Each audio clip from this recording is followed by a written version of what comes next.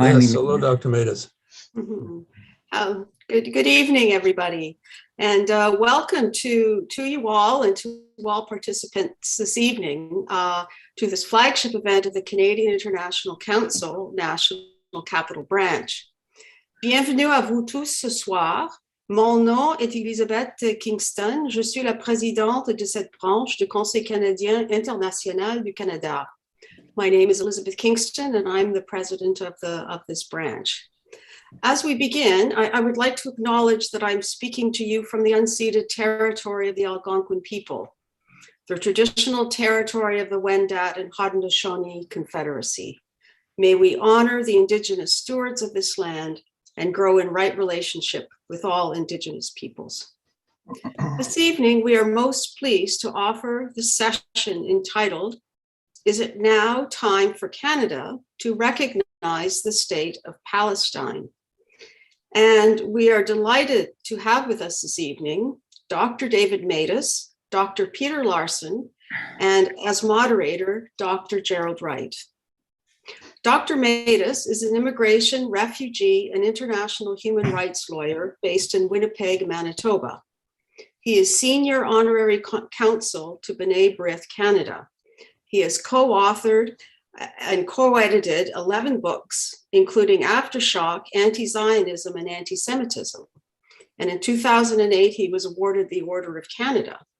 He will be presenting the following position. Now is not the time for Canada to recognize the State of Palestine. The time for Canada to recognize the State of Palestine is a time when Israel and the Palestinian Authority have come to a peace agreement. In particular, it is untimely for Canada to recognize the State of Palestine because the Palestinian Authority recognizes the State of Israel.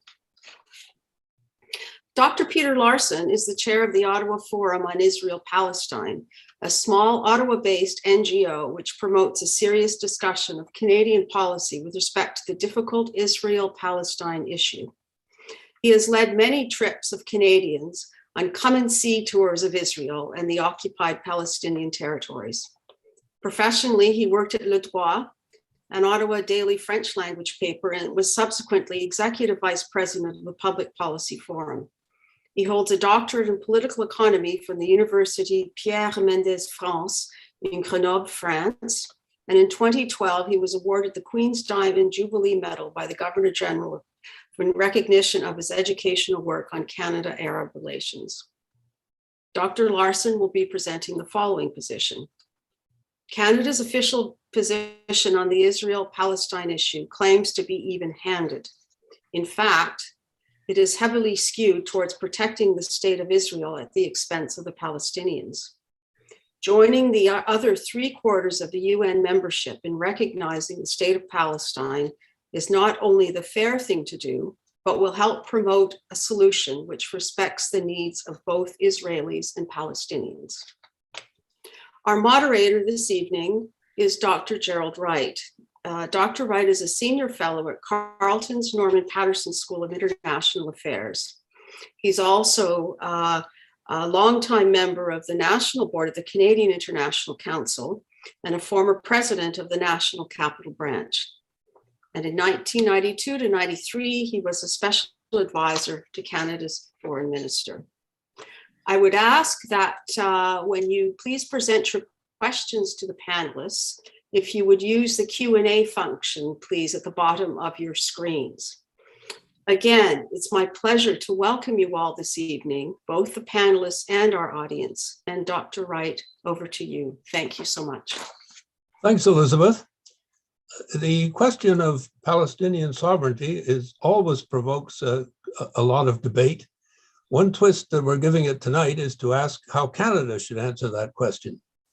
Canada has been engaged with the problems of the region since 1947, beginning with the membership of Justice Ivan Rand on the United Nations Special Committee on Palestine, which led to the partition of the territory and the creation of Israel. Canadian troops have trained Palestinian security forces. Our diplomats have chaired the refugee working group set up by the 1992 Madrid conference, and our NGOs have wrestled with the problems of the region and contributed to public awareness of those problems at home. Today, it is Canada's official policy to support the creation of a sovereign, independent, viable, democratic, and territorially contiguous Palestinian state, but as part of a comprehensive, just, and lasting peace settlement. Well, Elizabeth has mentioned the excellent bios of our two participants, and I'm a lot of experience of the work that Peter has done to develop thinking in this region and beyond about what is going on in Israel and the West Bank. And as for Dr. Matus, he is well known for his work in immigration and human rights law. And I'm particularly pleased to welcome him because he represents the city of Winnipeg, a city that has played a big role in the birth of the CIC back in the interwar period. In addition to contributing to debate on this subject, he's been an analyst and a speaker on a number of other interesting and important issues, such as the prosecution of war criminals in Bangladesh, organ harvesting of Falun Gong practitioners in China, and human rights in South Africa. Now, each of our speakers is going to have about 10 minutes to set out his views, after which each will have an opportunity to respond to what the other has said, and then we'll move to questions. Questions, I think that Elizabeth said, should be submitted to the Q&A box, not the chat function, and you can start doing that now if you wish. So our question is it now time for Canada to recognize the State of Palestine?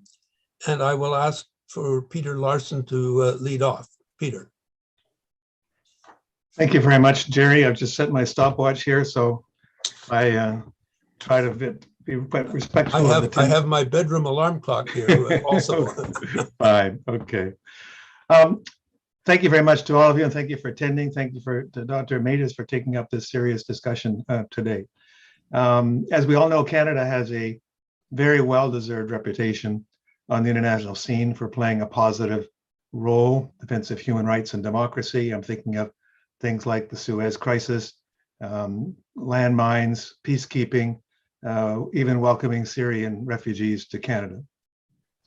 But in the few minutes available to me, I'd like to try to make the case that Canada's policy stance on the Israel-Palestine issue is a glaring exception to our proclaimed general support for human rights and democracy. There are today 138 UN members that recognize the State of Palestine. 9 of them are members of the European Union. I think Canada should join them. I think it would be a symbolic step toward a more even-handed policy and more consistent with our moral values and general compass. I'd like tonight to make 2 different criticisms of Canada's policy on the issue.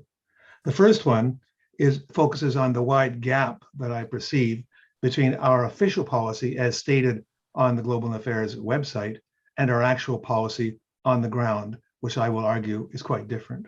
And the second is a policy argument about the condition under which we propose to recognize a Palestinian state. And Jerry mentioned that in his introductory remarks.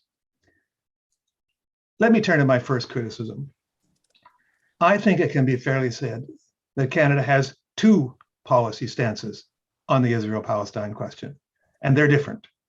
The first stance, the one that's on the Global Affairs website, is for domestic consumption. It talks about our support for Israel and our support for the Palestinians. It mentions human rights and security and proposes a 2-state solution, one for the Israelis and one for the Palestinians. It's designed to reassure the Canadian public that Canada is honestly and fairly trying to pursue a balanced policy, a balanced role between Israel and the Palestinians. The other stance, I would argue, the real one, the one we apply on the ground, is very different. It's almost completely aimed at supporting Israel.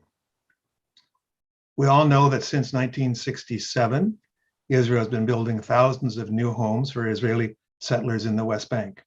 They are illegal under international law. They make a mockery of Israel's claim to believe in an eventual 2-state solution. But has Canada ever criticized Israel publicly? Have we called in its ambassador?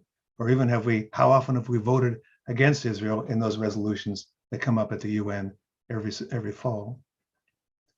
Here are three examples, recent examples, of how we undermine actively a two-state solution. Some of these examples you may know already. First of all, Canada for a couple of years now has had a free trade agreement with Israel. That allows goods produced by settlers in the West Bank to be imported and sold in Canada as if they were goods from Israel. This is in direct contravention of a binding Security Council resolution. In other words, we act now to allow Israel to present things as if it were already part of Israel.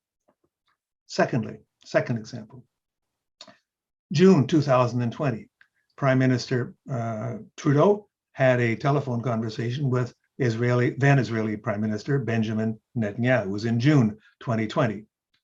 At the time, Bibi's election platform was very loud and very explicit, and there were big banners all over Israel saying, there will never be a Palestinian state. However, the official PMO readout from that phone call says that the Prime Minister never even mentioned our support for a two-state solution or an eventual Palestinian state. Last example, just last month, Israel announced that it was building another 1,300 new homes in the West Bank. And as of this morning, I could not find any Canadian response to it. I could cite more examples if you want. I've visited Israel-Palestine nearly a dozen times over the last 15 years. I've often brought groups of Canadians, small groups of Canadians, to travel around Israel and the West Bank. And the Canadians who come with me are almost always shocked by what they see. It's not just the settlements, which are all illegal. It's the Israeli-only roads, the Israeli-only swimming pools, the Israeli-only university at Ariel, the demolition of Palestinian houses, the dozens of checkpoints that divide the West Bank up into kind of a Swiss cheese. It's the pain and humiliation inflicted on the Palestinians every day, every week, all year long. I will never forget the anguish in the voice of one 65-year-old United Church member from London, Ontario, when we met with our Canadian delegation in Ramallah. And she said, I've been to many countries in the world. I've always been proud to be a Canadian. But this week, I've never been so ashamed to be a Canadian. I'd like to emphasize here, I'm not criticizing what our folks in Ramallah do. They take direction, as you all know. Many of you are diplomats. They take directions from the Pearson building or from the Langevin block. But they are directed to apply on the ground a policy which actually is quite different from the one that's on our GAC website. And by the way, that website doesn't fool the Israelis. It doesn't fool the Palestinians. And I don't even think it fools the international community, all of whom can see that, to use a Zoom metaphor, they can see that Canada is all jacket and no trousers. Now I want to turn to the second critique of Canadian policy, and it has to do with the issue that Jerry raised. The second critique is the conditions which we impose for the recognition of a Palestinian state. We say that Canada would support the creation of a Palestinian state, I'm quoting here, as part of a comprehensive and just and lasting peace settlement. There's something fundamentally wrong here. The best analogy I can give is saying that we believe in the equality of women, we believe in women's right to divorce or women's right to open a bank account, as long as her husband agrees with her. That's basically what we're saying. There can be no Palestinian state, we say, or no recognition of it, until Israel agrees. Well, if that's the case, why would Israel ever agree? Why wouldn't they continue to confiscate land, demolish houses, build new settlements, and so on? And in case you think I'm exaggerating, let me quote from the UN Office for the Coordination of Humanitarian Affairs, which every 2 weeks publishes a document called Protection of Civilians. For one 2-week period, at the end of September, beginning of October, 3 Palestinian houses were demolished by Israelis, 9 Palestinians were killed by Israeli forces, 328 Palestinians were injured by Israeli forces in the occupied territories. There were 20 attacks by Israeli settlers on Palestinians, and there were 70 Israeli military incursions into the West Bank. For a comparison, during that same period, well, there were no Israeli houses demolished by Palestinians. There were no Israelis killed by Palestinians. And of course, there were no Israeli military incursions into Israel. There's no balance here, no status quo. Israeli expansion is going on every day, hour by hour, week by week, and Canada keeps quiet. What should Canada do? Well, I think if Canada really believes in human rights, we should support the Palestinians' right, the right of anybody anywhere in the world to live in a state where they are full citizens, not second or third class citizens. Not now, but not a state in the future, but a state now. Recognizing the state of Palestine would be a symbolic statement about Canada's commitment to equality. Whether that equality is ultimately achieved in a two-state solution or a one-state solution where everybody is equal and everybody has the right to vote, that can only be worked out by the Palestinians and the Israelis together. But unfortunately, instead of encouraging a peace settlement now, Canada is helping to ensure that there will be no two-state solution. And our own reputation as a principled defender of human rights is being tarnished in the process. In conclusion, many people now think that there is no longer any possibility of a two-state solution. They say that Israel has gone too far with its settlements and roads and house demolitions. And that would be a good topic for another CIC debate at some point in the future. But when well-known Jewish American intellectual Peter Beinart wrote an article in the New York Times about a year ago saying, "Why I no longer believe in a Jewish state," he was immediately denounced by many Jewish organizations. He had been a leading proponent of a two-state solution and had argued for it. Had even gone to the West Bank. He had been to Israel many times. And now he was saying in this article, he no longer believes in a Jewish state. He was criticized by those who were saying, why have you changed your mind? And his response to them was, if you really believed in a two-state solution, where were you when Israel was undermining it? Why didn't you do anything to protect it? So I think that same question can and should be asked of Canada today. Thank you. Thank you very much, Peter. Now I'll call on David Matus.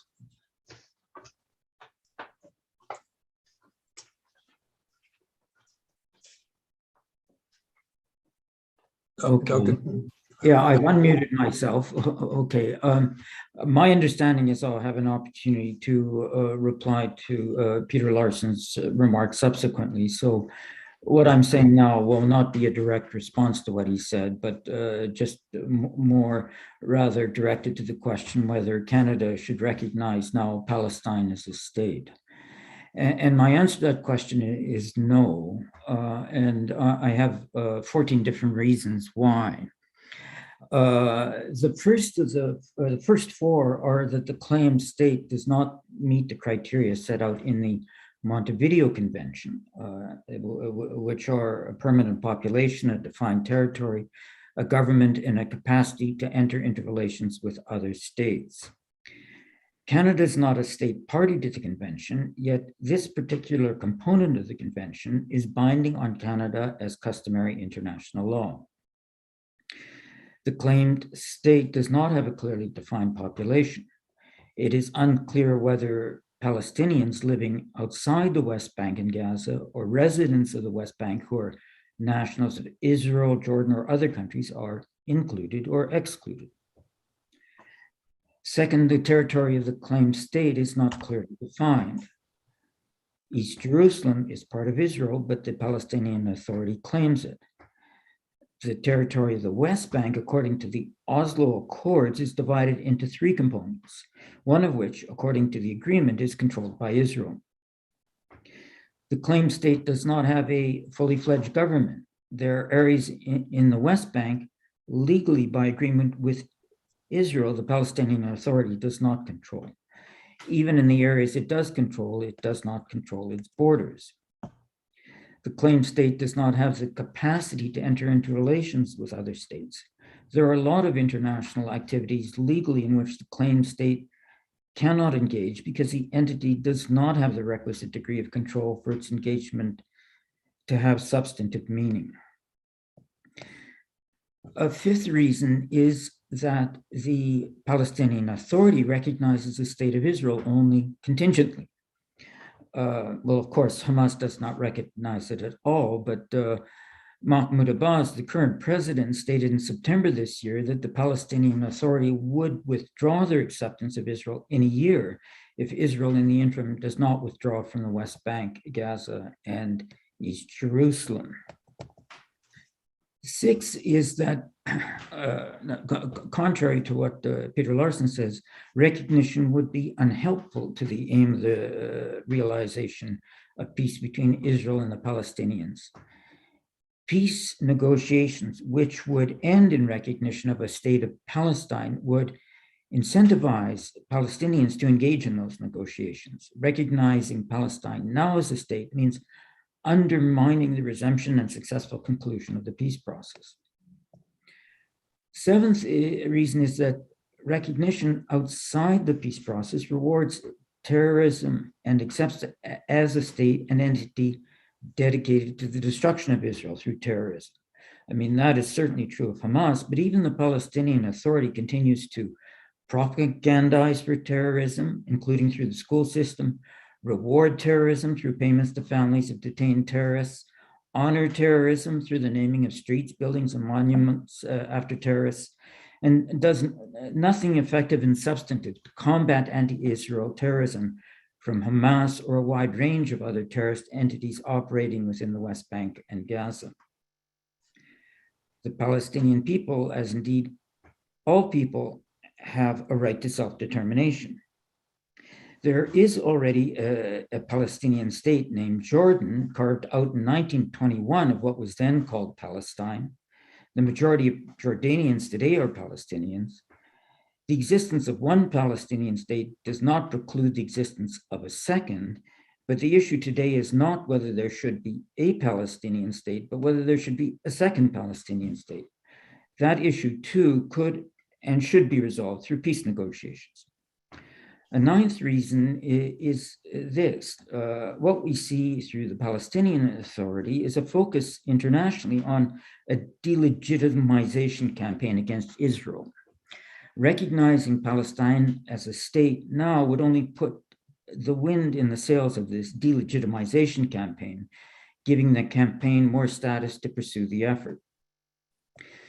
10th and related, this anti-Zionist delegitimization campaign is harmful to all international instances which are embroiled in it, because they end up spending an inordinate amount of time and effort on the campaign, divorced from their mandates. We need to forestall the effort to recognize Palestine as a state in order to stand up for the integrity generally of international institutions. 11th reason why Canada should not recognize Palestine as a state relates to the anti-Zionist attempts to engage the International Criminal Court. There is a duty on Canada as a party to the court treaty to cooperate with the court, but there is no duty, I would argue, to cooperate in a request cooperate in a request that deals with the attempt to prosecute Israelis because Palestine has signed the court treaty, because right now Canada doesn't recognize Palestine. But if Canada did recognize Palestine, it would mean that Israeli officials could not visit Canada for fear that Canada would, in pursuance of its obligation to cooperate with the court, arrest the visiting officials and send them off to The Hague for trial. A 12th reason is this. In general, the right to self-determination of a people coalesces into a right of statehood where the human rights of the people are consistently and flagrantly violated in the state in which they currently live. Palestinians are victims of human rights violations, which, while real, are also engineered. Claimed Israel human rights wrongdoings is in a large part decontextualized Israeli self-defense measures, decontextualized from the anti-Zionist terrorism and threats of terrorism which precipitated them. Palestinians claim to be refugees, yet legally almost entirely they are not.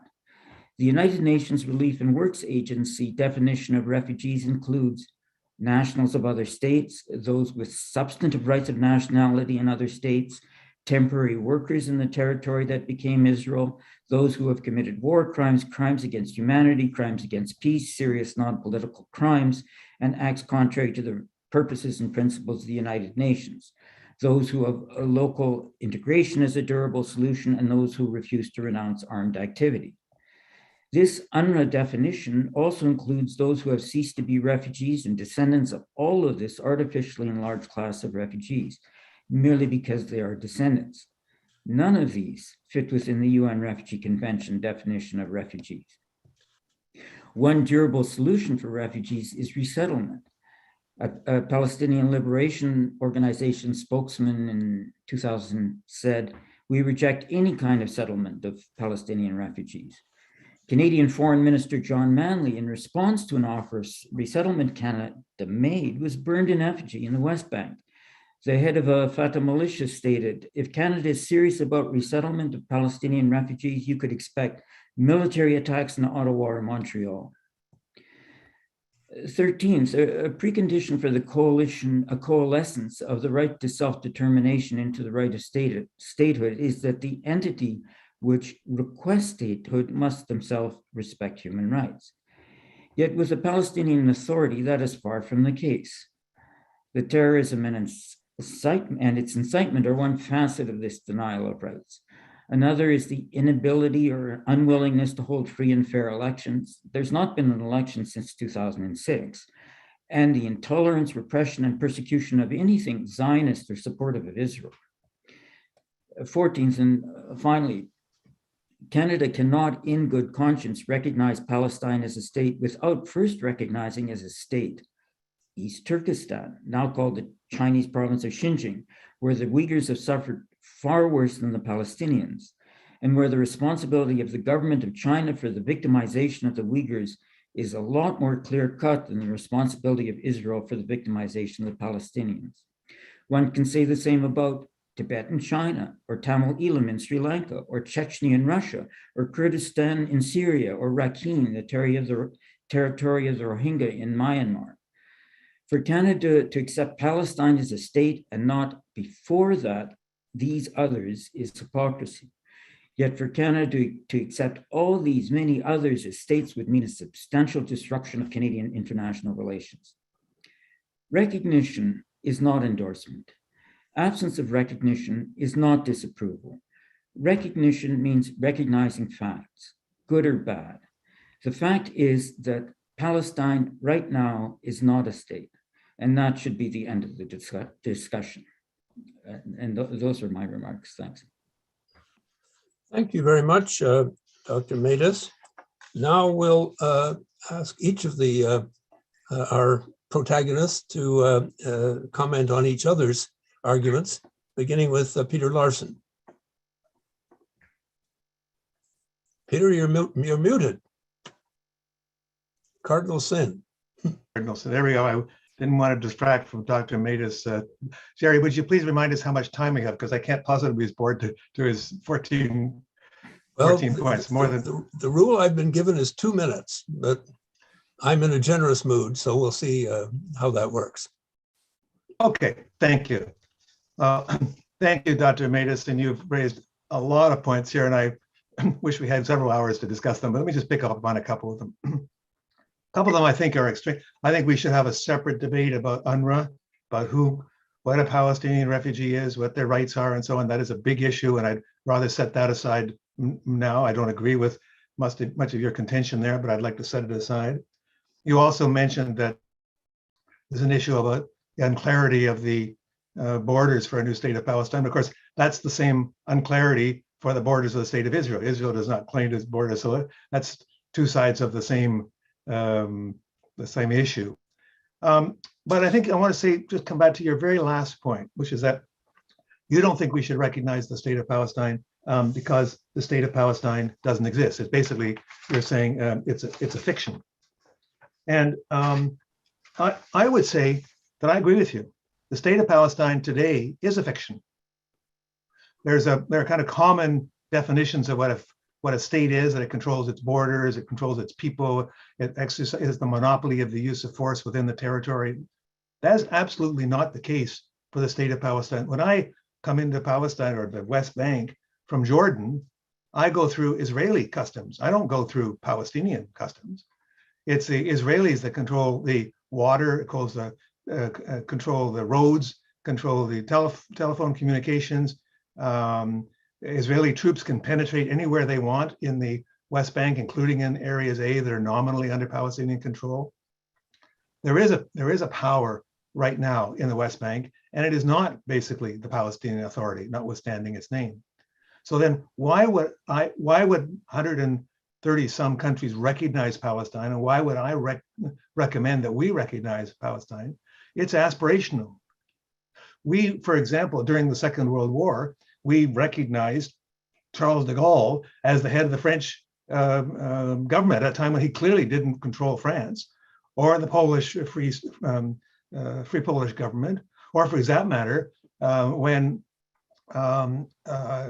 Donald Trump recognized Juan Guaido as the president of Venezuela at the State of the Union address, it was clear that Juan Guaido was not in control. So this is aspirational.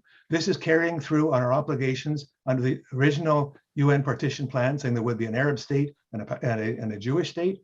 And we think that this has to be worked out on an equal basis. Now, there's some practical things that it might do, but it's mostly aspirational because Canada, as you know, Dr. Matus, is a marginal player in this. We don't have a huge role there. We don't have huge economic interests. We don't have huge military interests and so on. So this is about being fair. And I'm not going to be, I'm afraid I can't deal anymore at this point with your legal arguments, but it's talking about Canada standing up to the world and saying, we believe in fairness, equality, and human rights.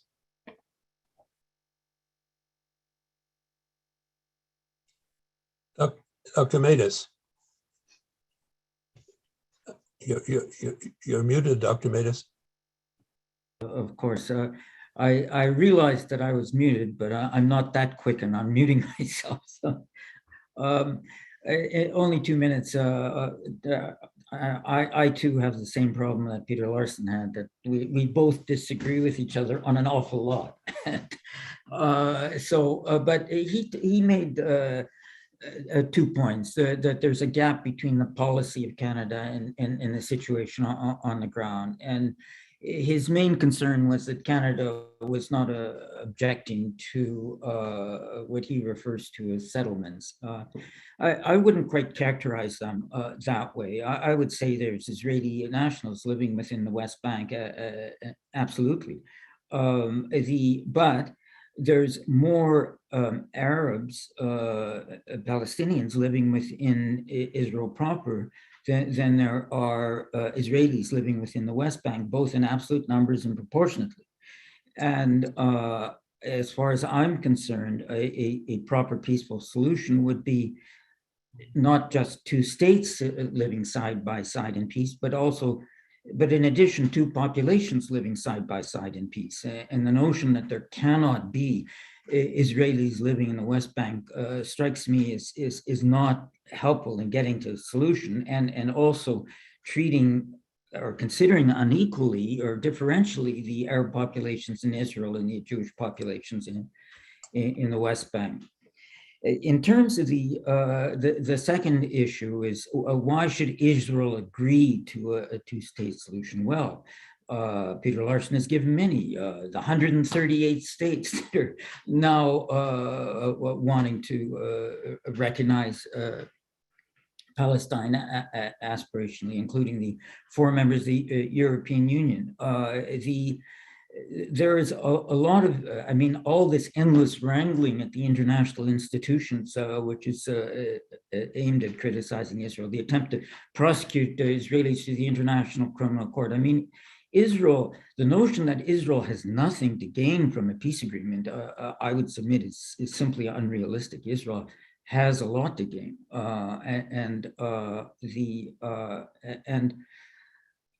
we're both, I would say, aspirational, but we want to realize our aspirations in a bit of different ways. My aspiration is that there is a peace agreement, which would eventually lead to a Palestinian state, as well as, and of course, I mean, it's not just the international politics, it's also the terrorism. I mean, one effective way to end all the terrorism, which Israel is constantly combating, we heard some statistics from Peter Larson, but there are Israeli tabulations of terrorist incidents, and they're in September, which is the last statistical figures I saw, 241 terrorist incidents directed against Israel and Israelis, almost 8 per day, or a little bit more than 8 per day. And that would be a real incentive to end all that. So Israel would have, I would say, a lot to gain from a peace agreement. So those are my 2 minutes, if not a little bit more. A little bit more. Yeah. But so was Peter's.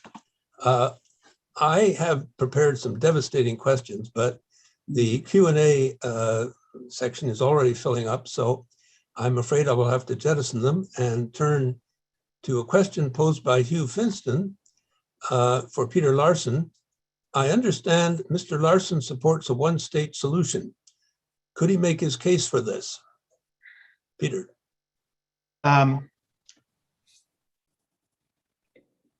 I didn't argue tonight for a one-state solution, and I don't argue for a one-state solution. I think in the end, it's up to Israelis and Palestinians to decide if they want to live in 2 states side by side, or in equality, or one state, whether they're one man or one person, one vote inequality. I don't think that it's up to Canadians to have a position on this. I think that we should say we support any solution that gives equality and justice and democracy to everyone. Having said that, I will say, as an outside observer, I think it's possible that there could be a 2-state deal, but I don't think a 2-state solution is possible, because a 2-state deal, at least the way it has been talked about before, leaves too many questions on the table. It will not work.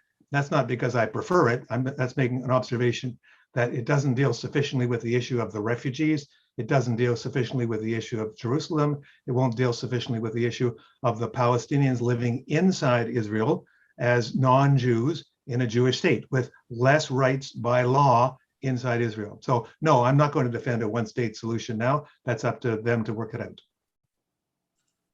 Thanks, Peter. The next question is for Dr. Matus. Comes from John Allen. David, how do you respond to the point that Israel has had for 12 years under Bibi Netanyahu, and now has under Naftali Bennett, a government that explicitly opposes the negotiation of a 2-state solution? Moreover, there is currently no pressure on Israel to negotiate one. Israelis like to say there is no partner on the Palestinian side. For over 13 years, there has not been one on the Israeli side, nor is there any prospect of one.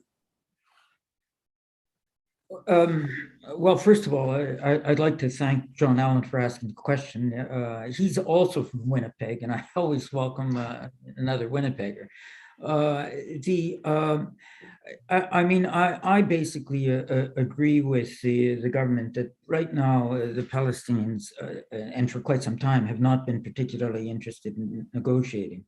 At sometimes they've kind of flipped around, saying there's preconditions to negotiation, and sometimes they say they are, sometimes they say they aren't. But basically, what you've got with the Palestinian Authority and Hamas is 2 different strategies for the destruction of the State of Israel. Hamas endorses resistance, what they call resistance, but it's basically terrorism, armed conflict.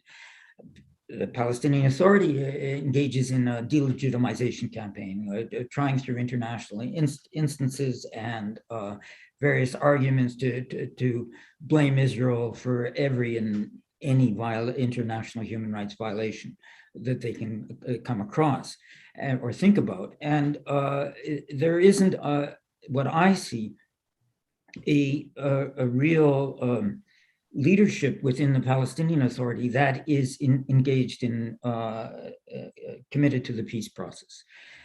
I would say what actually strikes me as the glimmer of hope within the Palestinian panorama is another Abbas who's part of the current Israeli coalition right now, and is part of the Israeli parliament, Knesset.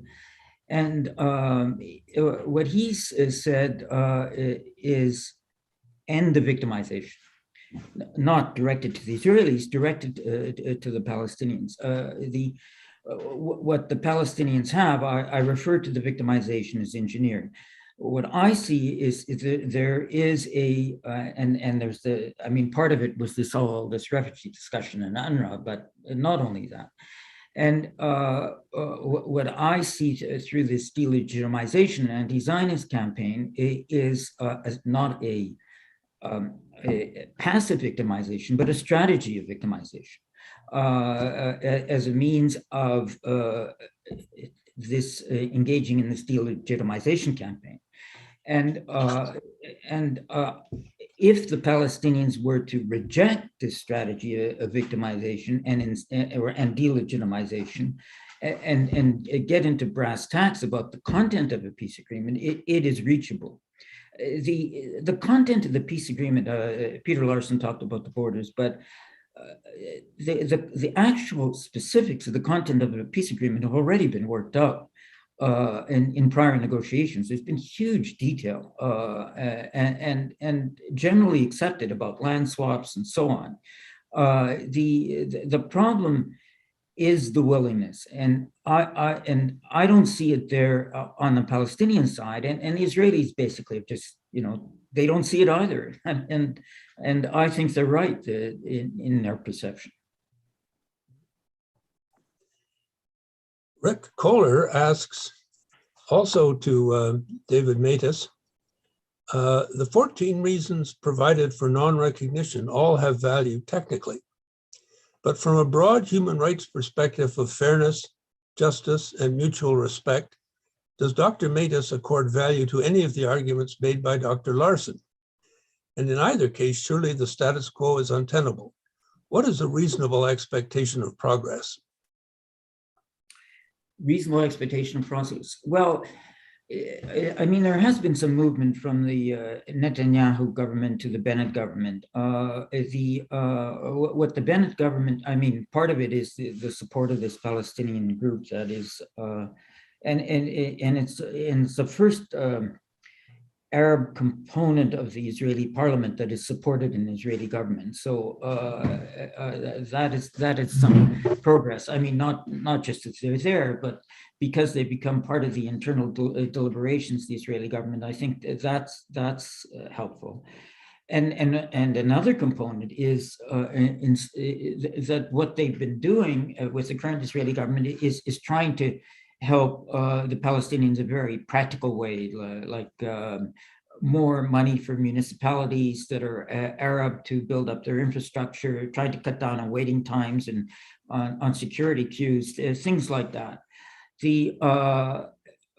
I think it's realistic, and it is happening now, and it's practical to just.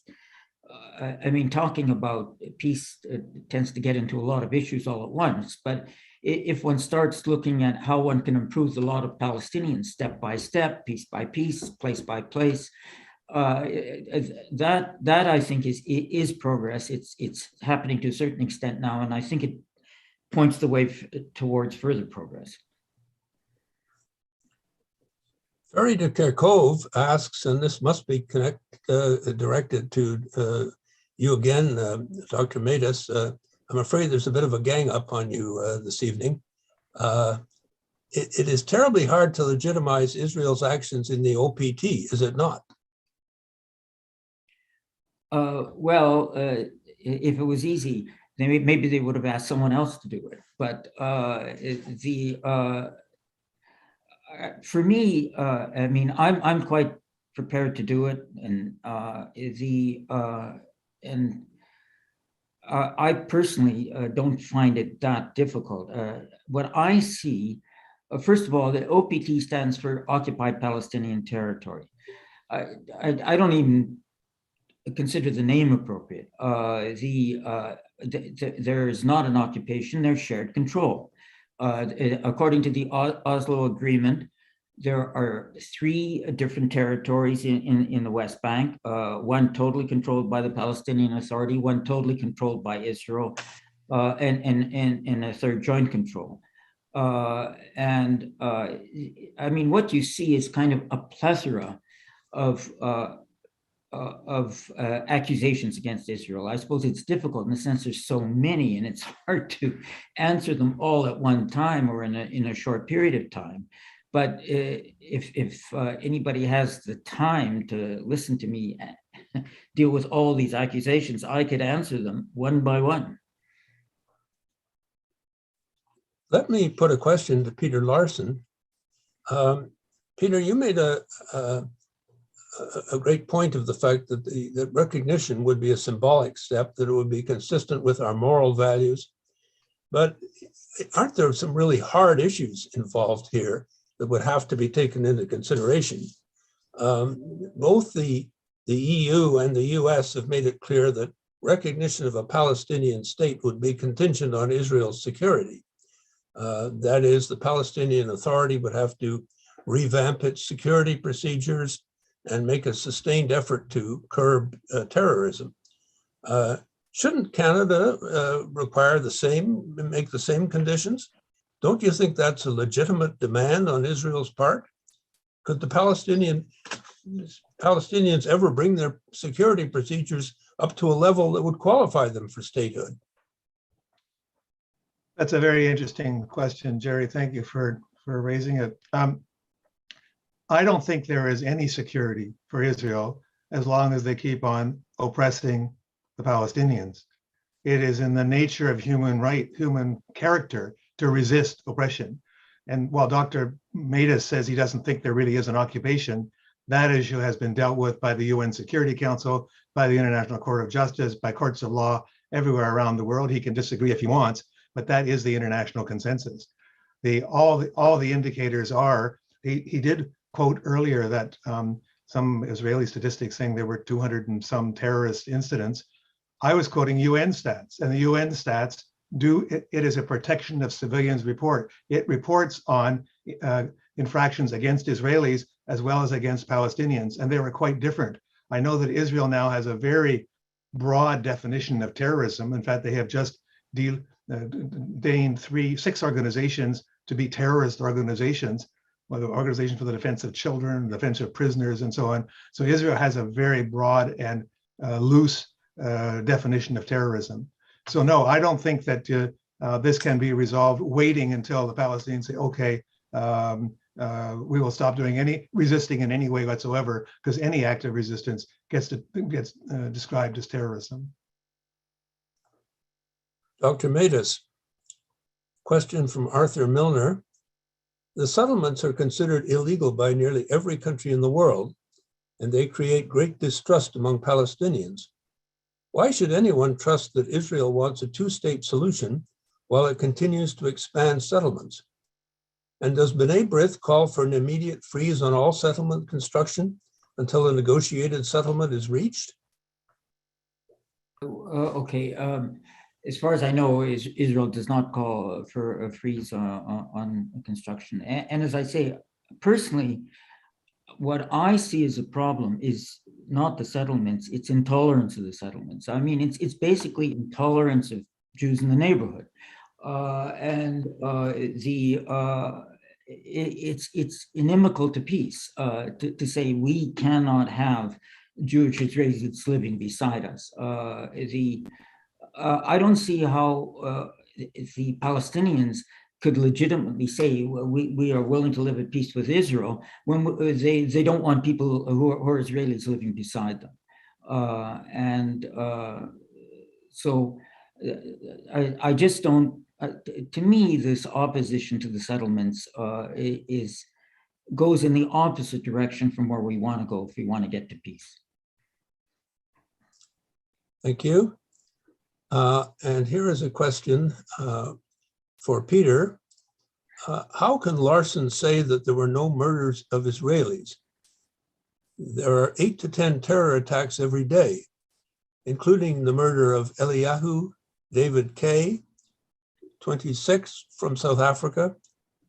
It goes on and on. Were it only the PA that Israel had to negotiate, that would suffice. But there are street terrorists, Hamas, Hezbollah, Islamic Jihad, Muslim Brotherhood, ISIS, and so on. And Israel signed 4 to 5 peace accords already with the PA, and Arafat immediately rejected them. That is a little difficult maybe to see the question mark in there.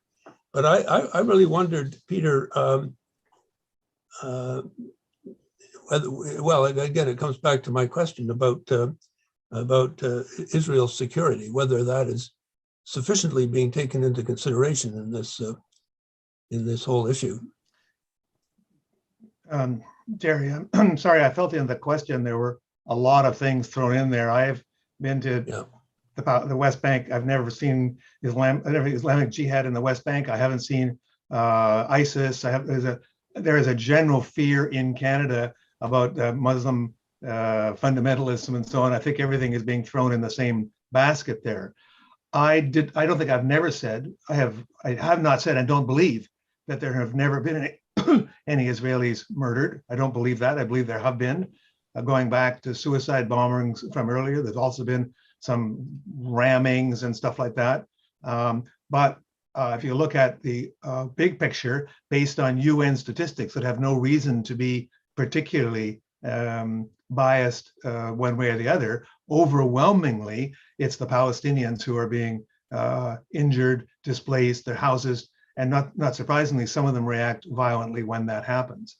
I must say, I take strong exception to David's interpretation that this is all about Jews being in the neighborhood. There isn't an equivalence between Palestinians living inside the state of Israel, the ones who were not successfully pushed out in 1947-48, and the settlers who are coming in and taking over land, including private land, destroying houses, building roads. This is not just people moving into the neighborhood. This is actual settlement. This is an occupation.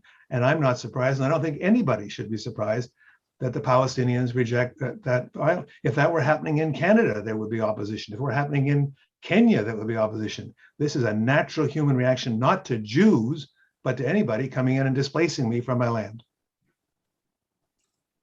Another question for you, Peter, from Grafton Ross. The PA has not held elections since 2006, but what if they held elections and Hamas won? Wouldn't that be worse than the status quo? Well, I think it's a very good question. I think the polls seem to indicate that if there were an election now, Hamas probably would win. In fact, some people forget that Hamas did win in 2006. It won all over. It didn't just win in Gaza. It won in the West Bank as well. It won a majority of the seats in 2006 in an election that had international observers and was widely claimed to be the fairest election in the Middle East in many years. Hamas won it. But Israel did not want Hamas to be part of the government. Canada went along with it, and Hamas was quickly excluded. It was kind of like, for example, if the PQ had been elected in Quebec and we said, we're not going to recognize them. Of course, they're angry. And then they, with Israeli and American help, they tried to dislodge Hamas from Gaza, where they hung on. So I think that we now have Hamas as the boogeyman. But don't forget, they said they would participate in a government, and we didn't give them the opportunity to do so. So I'm not surprised that they're very frustrated and angry over it. Hamas has a new charter. They said that they will accept a conversation on the basis of a two-state solution. I don't think we have any reason to not believe them, at least to put them to the test. Once again, I think the solution to this has to come about in basis of equality and human rights. As long as there is not equality, not human rights, there is going to be anger and frustration and some resistance to that oppression. The last question is for Dr. Matus from David Halton. What does Dr. Matus, an acknowledged expert on human rights, say about reports by B'Tselem and Human Rights Watch that are devastatingly critical of the Israeli human rights record in the occupied territories? Well, a couple things. First of all, as you can see from today, simply because we're talking about human rights doesn't mean we're always in agreement. There are often debates within the human rights community about violations of rights, and also what you're dealing with human rights very often is not rights against wrong, but one right against another right, and we've heard to a certain extent that today, which is we're dealing with, on one side with the right to freedom from terrorism, right from freedom from incitement to terrorism, and on the other hand, the type of rights that Peter Larson has been talking about. So that's one thing I would say. The other thing I would say is, sure, I mean, Canada has human rights violations. Every country in the world has human rights violations. Israel has human rights violations. But what we see in Israel is an independent judiciary, a free press, an elected parliament, where the results are recognized and applied, there are internal mechanisms for dealing with the problems of human rights violations in Israel that we don't see in a lot of other countries in this world. I'd mentioned before the problem with international instances being consumed with these debates, sometimes far outside their mandates. And while I welcome the fact that the Canadian International Council is talking about this issue, I mean, realistically, in terms of human rights violations, there's an awful lot worse in many other places. And I think, and where people internally can't deal with them. And I really think that should be, when it comes to human rights, our first priority. I'm sorry, I'm going to have to leave or bring this to a close, because we have a couple of excellent questions that will remain unanswered, I'm afraid. But I'll ask each of our debaters this evening if they would like to make final remarks. Peter? Sure, thank you. First of all, I want to thank Dr. Matus for agreeing to take up the gauntlet today, and to the CIC for putting this on. I have one little comment about something Dr. Matus said. He was, if I understood him correctly, he was worried about the possible consequences were Canada to recognize the ICC and were the ICC to pursue against Israeli officials in terms of violations of international law. I think that is a possibility, and I understand why Israeli officials would be worried about it. I understand why Israel wouldn't want Canada to recognize the ICC on that basis, but I don't think that's a reason why we shouldn't do it. In fact, I would say that's a reason we should do it.